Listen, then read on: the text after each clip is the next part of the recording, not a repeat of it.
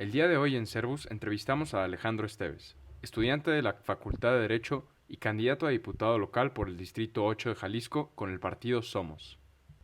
Esperamos que disfruten de la entrevista. Muchas gracias que estás aquí, Alejandro. Tenemos aquí a Alejandro Esteves, candidato para diputado local por el Distrito 8 por el partido Somos. Y vamos a darle una buena entrevista ya que él nos mandó con anterioridad sus propuestas que tiene para su campaña. Entonces vamos a cuestionar un poco aquí las propuestas y tú pregunta también cuando quieras. Sí, claro, pues primero que nada, Alejandro, ¿quién eres? O sea, ¿a qué candidato estamos viendo? Pues primero que nada, pues muchas gracias por la invitación. Antes que nada quería hacer este posicionamiento. Como jóvenes debemos de meternos en la política ferozmente.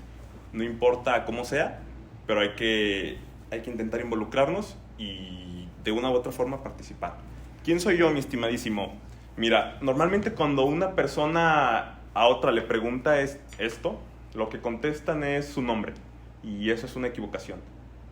¿Quién eres? Debes de construir la respuesta a través de cuál es tu manifestación o cómo tú te relacionas con la sociedad.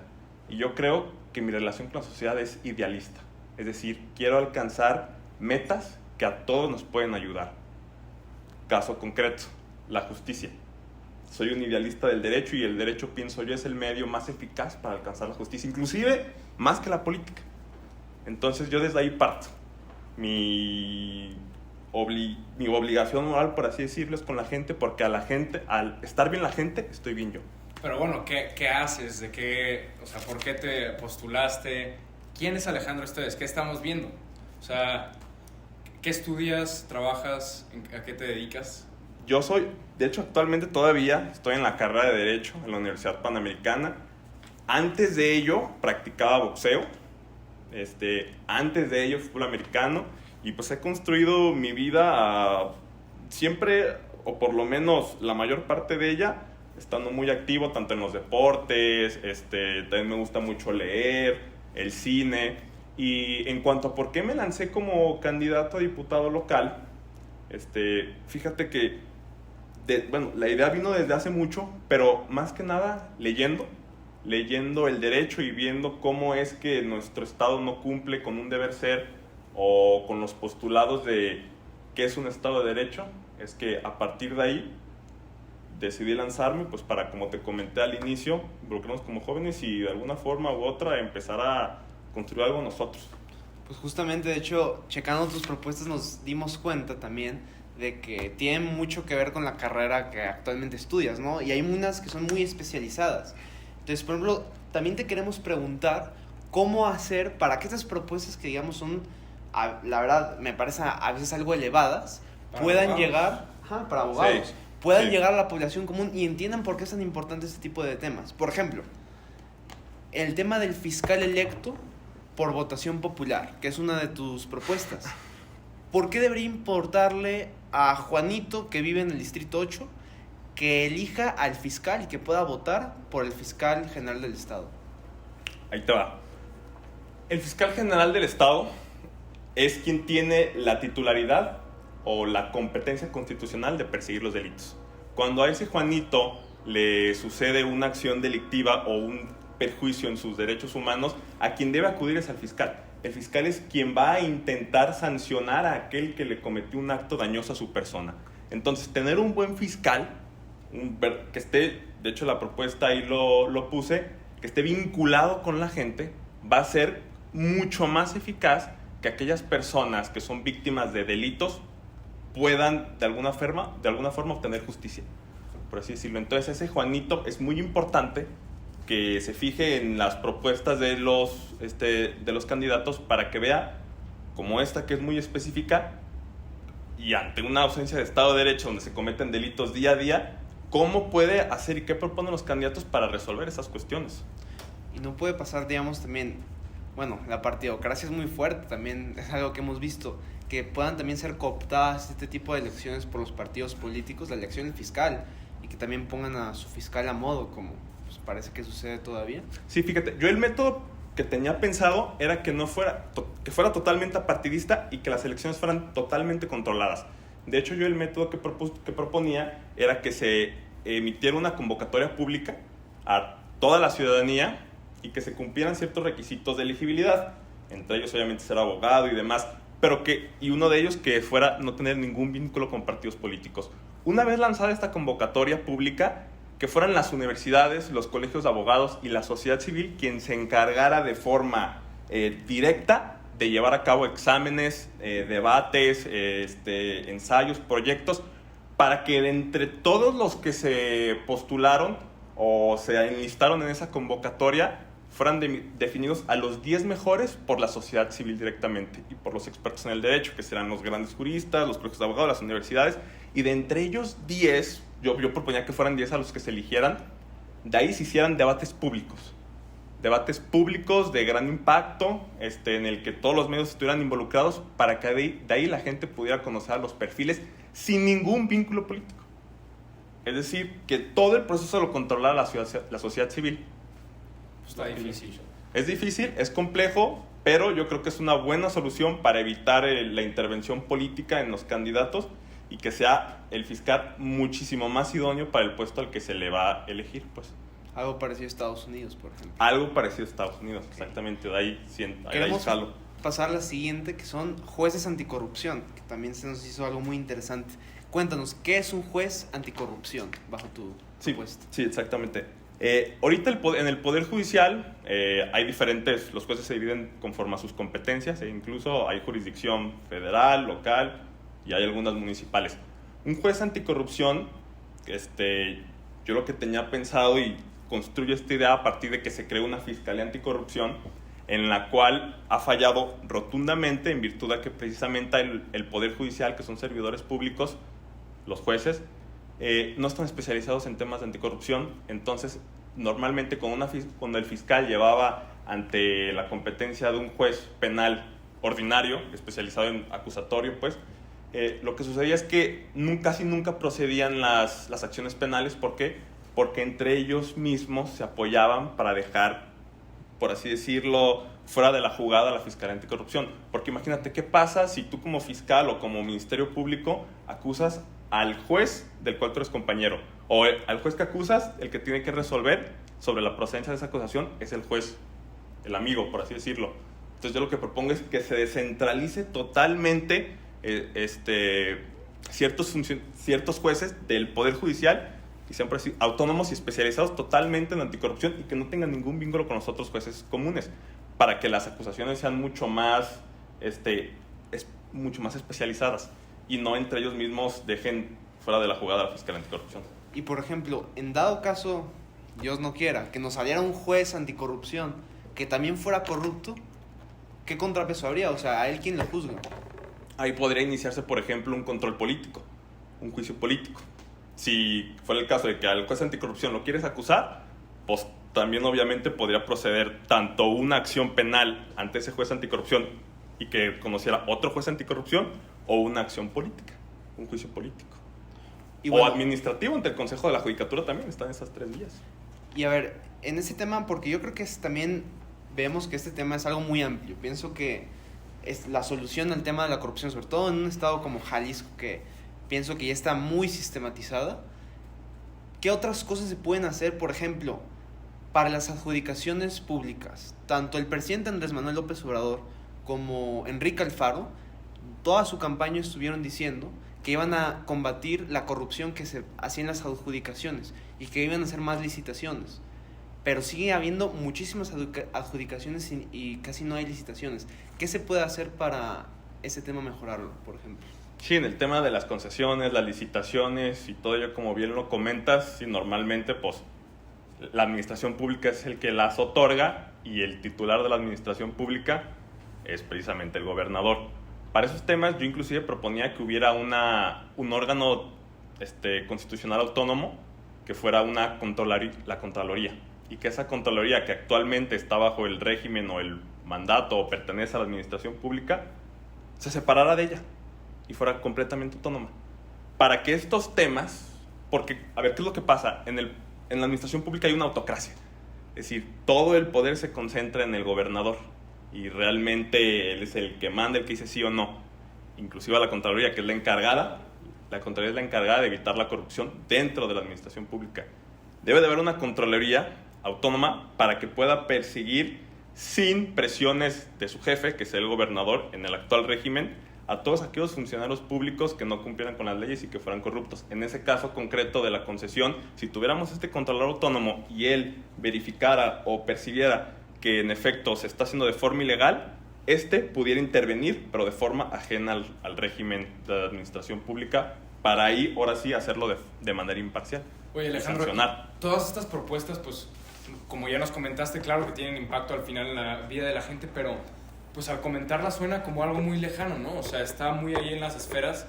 Esto, o qué propuestas tienes que a la gente le importen, ¿no? O sea, si el contralor, si el fiscal elegido, si los jueces, la mayoría de la gente en toda su vida no tiene conexión con estas personas. O sea, a fin de cuentas, tú como diputado, ¿cómo afectarías la vida de la gente? O sea, el día a día que sienta un verdadero cambio.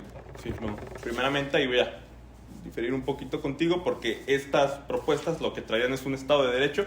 El Estado de Derecho se materializaría en la vida común cotidiana de cada una de las personas. Si se cumple la ley, obviamente, por ejemplo, un problema cotidiano que son los baches en la calle, si se cumple la ley exactamente y hay un contrapeso a los poderes y los sometemos al derecho, esos baches ya no van a existir. ¿Qué es lo que pasa? Y quería comentarlo, y sobre todo ahora que son las elecciones. Normalmente los candidatos lo que hacen cuando van a hablar con la gente es que se atribuyen facultades que ni siquiera tienen.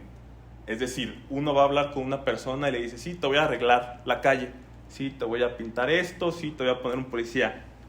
Esas promesas no son cumplidas directamente por el candidato. El candidato emite leyes y las leyes son abstractas, generales, impersonales. Es decir, no solo van dirigidas a, por ejemplo, a mi distrito, no podrían ir dirigidas esos compromisos directamente al Distrito 8, sino de forma general a todo Jalisco. Y ni siquiera es el diputado quien ejecuta esa ley, es el Poder Administrativo. Entonces, en todo caso, quien taparía ese bache, quien ordenaría a que la empresa encargada de recolectar basura en efecto la recolectara, sería el Poder Ejecutivo, ni siquiera los diputados. Entonces, ahí hay un grave error.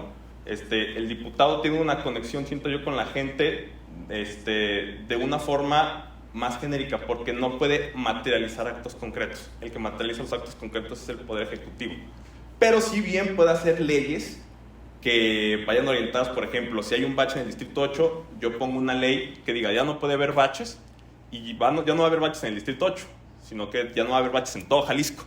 Bueno, pero también hemos visto muchas ocasiones que saca una ley el Congreso, por ejemplo, de Jalisco, y el gobernador, el Poder Ejecutivo no pela esa ley, y entonces dice, por ejemplo, no hay baches en todo Jalisco, pero vemos baches en las calles, porque también se supone que no debería haber. Entonces, ¿cómo podemos hacer esa digamos, cumplimiento de la ley desde el Congreso? Porque tú vas para diputado, para que se cumplan las leyes del Congreso.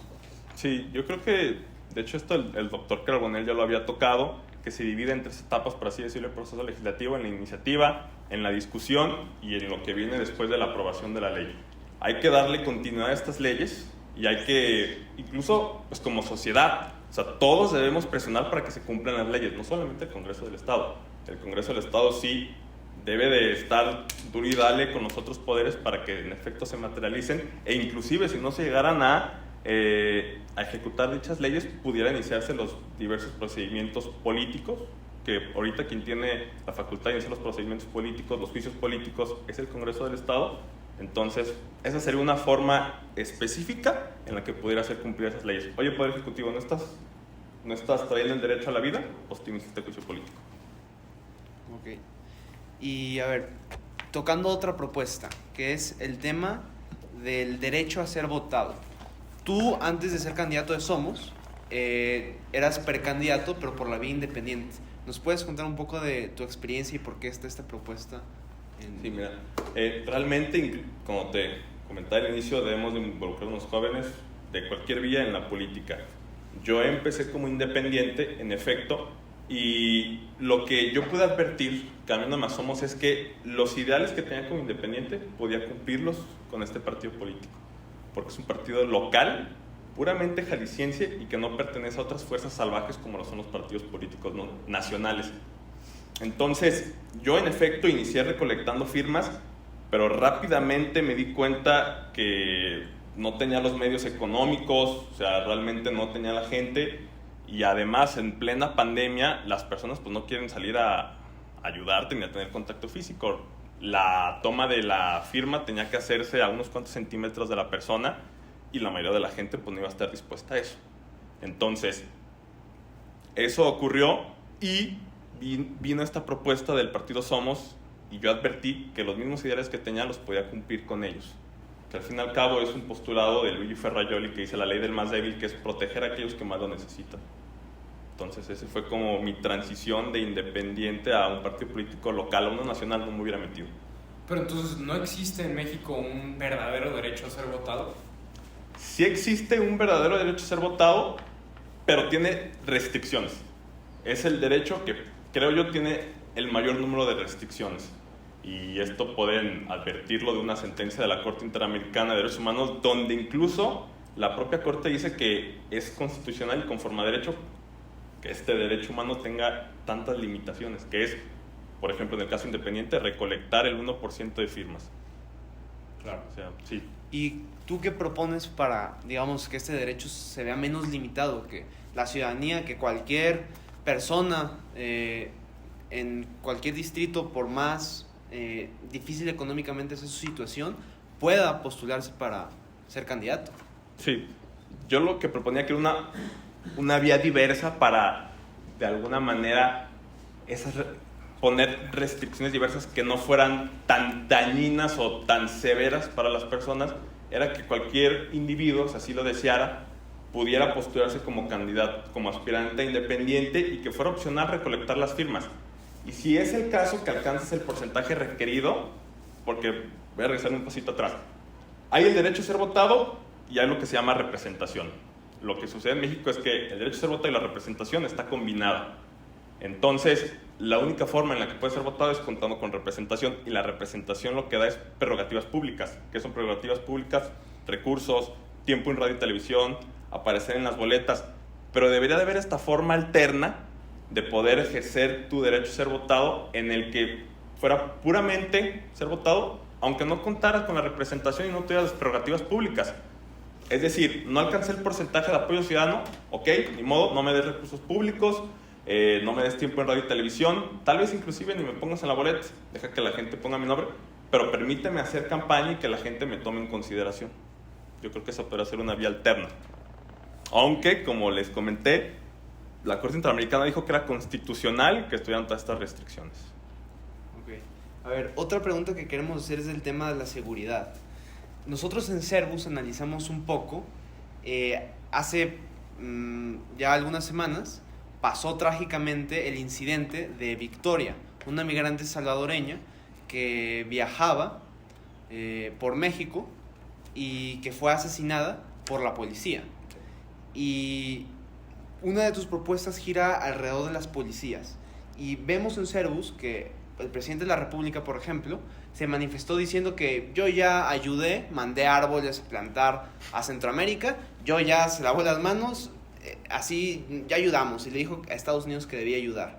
Pero nosotros pensamos, ¿cómo se puede hacer para que no se asesinen a los migrantes aquí? Y por la policía aparte, es algo preocupante y que parece que el gobierno tiene completamente indiferencia. ¿Tú qué pensarías hacer al respecto para que eso no pase, por ejemplo, aquí en Jalisco?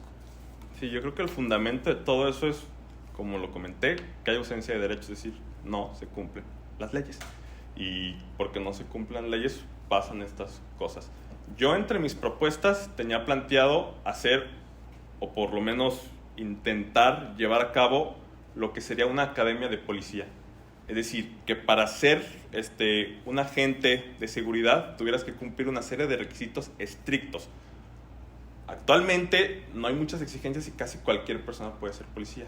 Entonces no están preparadas, y aparte a eso le sumas que cuando suceden estos hechos lacerantes como lo que le pasó a la migrante, no hay sanciones a los policías, pues ¿qué es lo que vas a hacer? Vas a solamente potencializar que sigan pasando estas cosas. Entonces, yo lo que creo, y una forma en la que podría resolverse este caso, es teniendo academias de policías y que fuera las comandancias abiertas al público. Es decir, que el ciudadano pudiera ver qué es lo que está haciendo la policía, cómo es que pudieras interactuar con ella, casi hacerte amigos, una relación estrecha. Ahorita estamos distanciados. El policía nos odia y nosotros odiamos al policía. Hay que terminar eso, hay que erradicarlo. Me gusta la propuesta porque yo pienso que hay veces que, no sé si tú lo has notado, que la gente ya dice, pues la policía nos mata, es el Estado, y entonces se quieren ir ahora contra los policías. Sí. Pero es que también los policías también pueden ser víctimas de esta inestabilidad, porque el gobierno no les da las condiciones para que se desarrollen como este tipo de comandancias.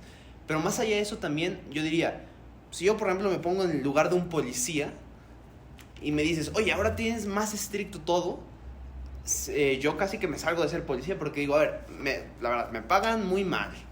En cualquier momento me pueden meter al bote si alguien sin querer lo mato, o le pego, o le hago algo, usando la fuerza pública, que es mi trabajo.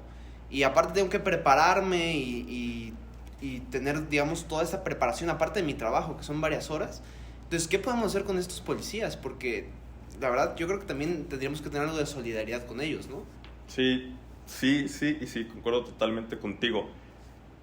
En la primera parte de tu pregunta, yo pienso que a esos policías a los que no les es atractivo serlo, con todas estas restricciones, porque el salario que les van a dar no corresponde o no es proporcional a lo que tienen que pasar, evidentemente en el ejercicio fiscal o en el presupuesto deberían de subírselo a todos los policías. Yo pienso, es muy mal pagada realmente los agentes de seguridad, son muy mal pagados. Entonces eso también fomenta a que pues, cualquier persona se meta realmente. ¿Cuál era la segunda parte de tu pregunta? Era del... La solidaridad. Sí. En cuanto a esto, efectivamente es algo que viene generándose desde tiempo atrás, en el que el Estado toma una vía y la sociedad toma otra. Y la forma más directa de nosotros comunicarnos con el Estado es con el primer respondiente, que es el policía. Entonces toda la culpa se la queremos a veces echar a ellos. Sin embargo, y como bien lo comentas, hay veces que realmente solo están haciendo su trabajo, pero nosotros nos sentimos agredidos por esa inseguridad que sentimos y porque pensamos que lo único que quieren es dañarnos, cuando en ocasiones no es así. Entonces sí, también habría que defender a nuestra policía, claro, e intentar conectarnos con el Estado, que los dos vayamos hacia un mismo lugar. Oye, Alejandro, tienes una propuesta también muy interesante, muy ambiciosa, acerca de adopciones rápidas y pues más eficientes, ¿no? Con el contexto actual político y el discurso público, esta propuesta tiene alguna relación con el tema del aborto y, pues, en efecto, ¿cuál es tu posición ante el aborto? En cuanto a las adopciones ágiles y seguras, hay un problema terrible y que se materializa día con día, que el niño o el adoptado, el trámite es muy largo, entonces va creciendo y las familias normalmente lo que quieren es niños lo más pequeños que se pueda. El proceso es súper complejo. Para poder adoptar, primeramente el centro de adopción tiene que obtener la tutela de ese menor, y para obtener esa tutela es un juicio larguísimo, y después de eso viene el segundo juicio, que es que esa tutela que ahora tiene el centro de adopción, pasársela a los padres que quieran adoptar. Este trámite dura 5 años, entonces al finalizar ya no es atractivo para los padres que querían tener al hijo desde pequeñito. En cuanto a la posición del aborto, mira, fíjate, mi postura concreta tendría que versar en cuanto a que estoy a favor de la vida, pero en contra de la penalización del aborto. ¿Por qué? Te lo explico. En una sentencia de Italia de 1976, ya desde entonces estaba tratando este tema, se analiza a profundidad y se compara esta cuestión con el derecho constitucional, y se resuelve que la garantía idónea para proteger al niño que está en la panza no es el derecho penal, sino la educación. Es decir, que es mejor educar a las personas que imputarles una pena, porque educarlas reduce fuertemente el aborto. Entonces, ¿qué es lo que se comentaba en esta sentencia? Que en virtud a que la el derecho penal se mete en un apartado de la democracia que no le corresponde, que es la libertad. La democracia únicamente, o en el pacto social y en general, cualquier limitación a la libertad debe ser una prohibición. Es decir, tú no hagas esto, pero no te puede imputar, debes ser esto. O sea, no te puede decir, debes ser doctor, debes ser abogado. Te puede decir, no puedes ser doctor. Y en el caso del aborto lo que sucede es que te obliga, debes ser madre. Y eso hace que sea disruptivo y no sea funcional la norma penal, ocasionando que no se comparta por ninguna mujer que esté embarazada esa norma y que por tanto no sea motivable. No es exigible esa norma porque se mete en un contenido de la democracia que no le corresponde. Entonces, ¿qué es lo que debemos de hacer? Proteger a esos niños que están en proceso de gestación a través de mecanismos que sí en efecto van a proteger su vida, como es la educación, como es un seguimiento a una mujer que esté embarazada, como son las adopciones, centros, adopciones. Hay alternativas diversas que se deben de poner al alcance de las personas que estén en esta cuestión, como es, oye, ¿tienes pensado adoptar? ¿Qué te parece si yo como Estado te ayudo y en vez de que abortes, das al niño en adopción? Oye, te puedo ayudar con despensa durante todos estos años. Inclusive al padre que no te quiere dar alimentos, un abogado te puede ayudar para que te los dé. Debe de ver, todas estas alternativas van a evitar que se den más abortos. En lugar de la postura contraria, que es la que actualmente vivimos, que el Estado se tapa los ojos, no voltea a ver, no sabe nada y no quiere saber nada de los abortos y deja a las mujeres desamparadas y pues ocurren avasalladoramente. Entonces hay que hacer eso, es mi postura. Otra postura que también es, digamos, algo controversial, el tema de reproducción asistida. Actualmente en Jalisco no hay regulación, es como si el Estado dijera, no existe la reproducción asistida, pero sin embargo ocurre y vemos que ocurra. No obstante, la postura, digamos, de los grupos pro vida es que desde la fecundación el cigoto ya es una persona, es un ser humano. Entonces la reproducción asistida sería, digamos, un asesinato porque se utilizan embriones, ¿no?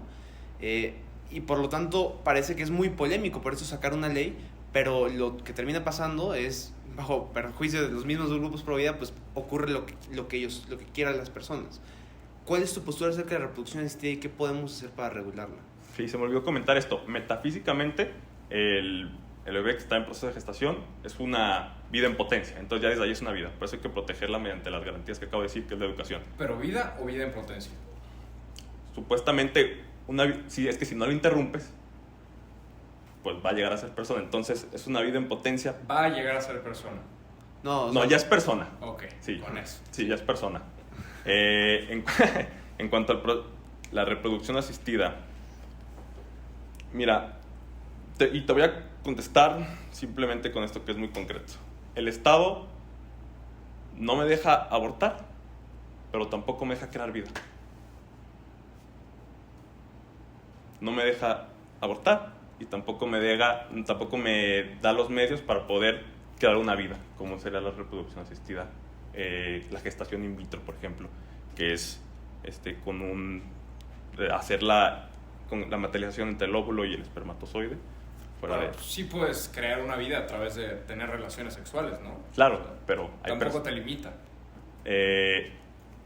Para gente que le es imposible mediante esa forma, la única alternativa en ocasiones pues es esta reproducción o reproducción asistida, que sería la gestación in vitro, por ejemplo. Pero ¿qué hacemos con eso? Porque yo creo que hay muchos problemas es más, pienso que es de los temas más complicados para el derecho actualmente. Sí. Porque ¿qué pasa, por ejemplo, si hay una gestación in vitro en una mujer que no van a ser los padres, digamos, quienes van a tener la patria potestad? Esa mujer no va a tener la patria potestad porque es los vientres en alquiler, que así les dicen a veces. Y luego hay un conflicto entre esta persona que tiene a un hijo gestando y los que van a tener la patria potestad, que son los padres que, digamos, contrataron a esta mujer. ¿Qué podemos hacer ahí? O sea, en caso, por ejemplo, de que la mujer dijera, ya no quiero ya no quiero tener este bebé en mi panza y quiero abortar. O que diga, yo me lo quiero quedar. Ajá. O que diga, yo me lo quiero quedar. Es que ese es exactamente el meollo del asunto, ¿verdad? O sea, porque no hay una resolución, entonces el contrato que se llegara a perfeccionar, ¿qué efectos tendría realmente frente al Estado. Y es lo que yo precisamente quiero regular. ¿Qué pasa en esos? Habría que investigarlo más a profundidad. Ahí le cortamos, no hay problema. ¿Qué pasa? ¿Qué podríamos hacer para hacerlo de la manera más eficaz posible estas cuestiones sobre contratos, sobre quién realmente debe tener la patria potestad? Entonces es un tema que se debe debatir públicamente y mi postura, la adelanto, no hay ningún problema, es que los contratos deben ser eficaces y que si se señaló que vas a ser quien va a apoyar con el vientre para gestar a este niño o niña, debes de respetar el contrato que se haya firmado y la patria potestad pues, le va a pertenecer a quienes pusieron el material. Oye, pero en este aspecto, sobre todo pues en el espectro metafísico y un poco filosófico, nos comentabas, pues al parecer que te interesa más o menos este aspecto, y tú comentabas que tú crees que, bueno, es una persona en potencia o una persona hecha y derecha, aquel embrión o aquel cigoto que está dentro de la panza de una mujer. Para la gestación in vitro se generan varios embriones, ¿no? Se hacen varios, por así decirlo, concepciones. Y algunos de estos tienen que ser desechados, algunos son congelados, porque solo algunos son elegibles para poder, pues, desarrollarse en una gestación natural, ¿no? En ese caso, no estás asesinando o echando a la basura a decenas de vidas pues no sé, digo, estos no son elegibles, pues para afuera, ¿no? O sea, no, ¿ahí qué opinas? Sí, es una problemática muy difícil. Desde mi perspectiva, los congelados, pues después igual pudieran ser introducidos y igual y no. Y bueno, exactamente, igual y no, ¿verdad? A los que no se aprovechan, desde mi punto de vista, no sería igual, o al menos racionalmente para un ser humano no podríamos comparar como que el desechamiento de un embrión pudiera compararse, por ejemplo, a la muerte de un niño. Entonces, esa sería mi postura sobre ello. Excelente. Pues le damos a lo del compromiso. Sí, lo del compromiso. Pues, a ver, en el tema de la democracia, que tú también tienes una propuesta acerca de, digamos, rendición de cuentas que tienen que dar pues, todo servidor público a sus representados. Entonces te queríamos preguntar, ¿crees que los diputados, tal cual como representantes, deberían de visitar las colonias de su distrito? Sí deberían de visitar las colonias porque al fin y al cabo son los que lo llevaron al Congreso y son los diputados electos, son quienes guardan la representación o la soberanía, por así decirlo, de ese distrito. ¿Y como cada cuánto tiempo? Yo tenía pensado como un mes. Inclusive podría ser un poquito más porque el proceso legislativo es a veces muy arduo y complejo, entonces en un mes pudiera ser que tal vez no se llegara a concretizar varias cosas. Pero el ideal sería rondando entre un mes, 3 meses, que se pudiera hacer diálogo con la gente y rendirle cuentas de lo que se ha hecho en el Congreso. O sea, normativizarlo, ponerlo en la ley. Tienes que ir con tu distrito a hablar sobre lo que has hecho. Bueno, independientemente, ojalá se consiga esa ley, esperamos que sí. Ojalá. Pero aún si no hay ley, nosotros en Cerbus sabemos que la democracia real es aquella en la que se considera, se escucha y se respeta a todos los ciudadanos. Y por eso tenemos una propuesta, que es el compromiso por la democracia. El compromiso por la democracia consiste en que cuando tú ganes, en caso de ser ya diputado del Distrito 8 de Jalisco, te comprometas a reunirte cada mes, como tú lo acabas de decir, con la gente de tu distrito para que ellos pues estén al pendiente de ti y puedas rendir las cuentas. Y ¿qué te parece? Puedan hablarte de sus problemas, o sea, que tú estés consciente de sus problemas y ellos estén conscientes de lo que tú estás haciendo. Claro, sí, concuerdo contigo y sí, me comprometo sin ningún problema a llevarlo a cabo en caso de llegar a ser diputado. A la gente del Distrito 8 que me escuchen, aparte de que yo propongo ponerlo en una ley, hacerlo obligatorio, moralmente me comprometo a hacer estas reuniones públicas y tratar los temas que se deban de tratar. Sí, claro que sí. Pues muchísimas gracias por estar aquí, Alejandro. De verdad fue una entrevista muy interesante y pienso que muy enriquecedora para que nos van a escuchar. Y qué bueno que estés haciendo todos esos proyectos. Muchas gracias. Muchas gracias.